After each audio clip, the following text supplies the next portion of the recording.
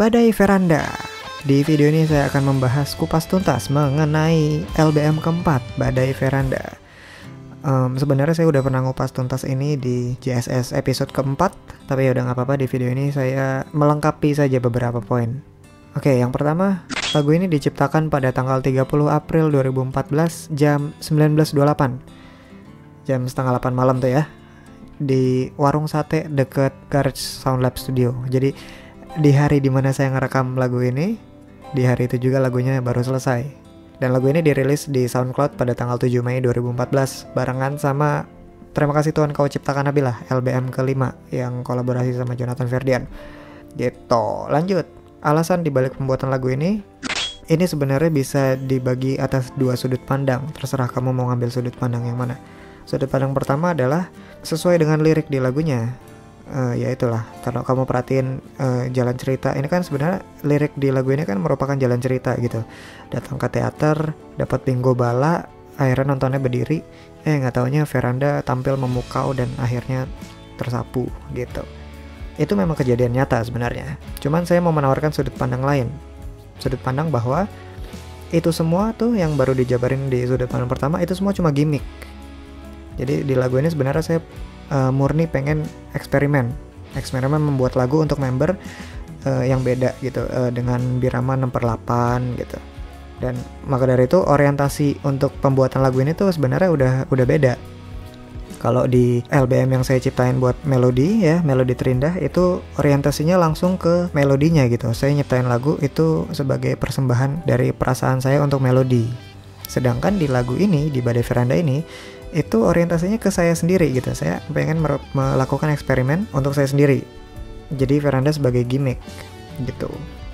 Itu kalau mau ngambil sudut pandang lain. Sebenarnya kedua sudut pandang ini sama-sama benar gitu. Dua-duanya benar. Nah, mengenai orientasi yang barusan saya bilang itu sebenarnya perbedaan orientasi ini sudah ada sejak LBM ketiga, Bangun Ayana Bangun. Dari situ udah berasa beda.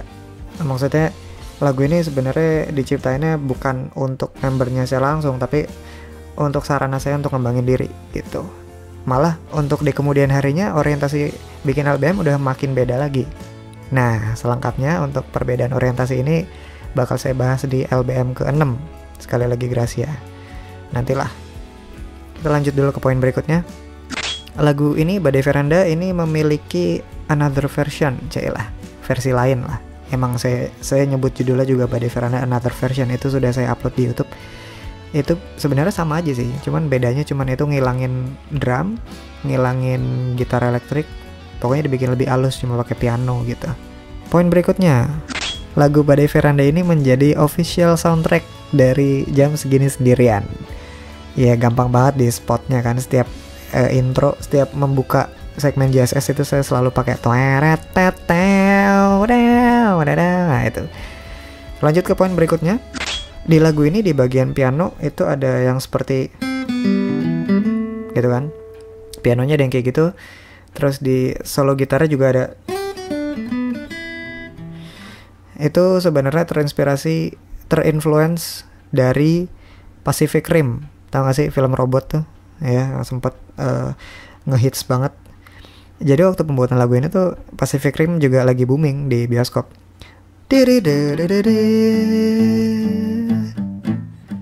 Gitu. Itu emang influence-nya dari situ. Sebenarnya nggak ada hubungannya sama verandanya sih ya. Ya pengen aja masukin itu gitu. Poin berikutnya, di lagu ini saya kembali menerapkan apa yang sudah saya terapkan di LBM sebelumnya, yaitu meletakkan suara member sebagai bagian dari lagu ini. Dan suara Veranda saya masukin di bagian tengah-tengah lagu tuh sebelum referen. Dan di situ Veranda juga menyebutkan G-code-nya. Jadi itulah kenapa saya waktu itu nggak masukin G-code dia sebagai lirik, karena dia sudah nyebutin itu di monolognya gitu. Kok monolog ya? Bukan monolog sih. Ya pokoknya itulah. Lanjut ke poin berikutnya. Di lagu ini terdapat kata-kata panah berlumur cinta, ya kan. Dengan tatapan itu kau tancapkan panah berlumur cinta di hatiku. Nah itu kebanyakan dari para fans JKT itu tahu bahwa sebenarnya panah itu identiknya bukan ke Veranda, tapi ke Andela. Ya memang harusnya kalau saya bikin lagu yang ada kata panahnya tuh harusnya lagunya buat Andela gitu kan ya. Ya sempat ada yang bilang juga gitu, kenapa harus panah? Panah kan Andela gitu. Ya wajar saja, hal ini dikarenakan waktu saya bikin lagu Badai Veranda ini, Andelanya belum ada di JKT. Waktu itu Gen 3 belum ada. Atau mungkin Gen 3 udah ada tapi belum punya Jiko gitu loh. Jadi saya nggak tahu kalau panah itu identiknya ke Andela. Jadi ya gitu deh. Lanjut ke poin berikutnya. Oh, udah nggak ada poin lagi, abis.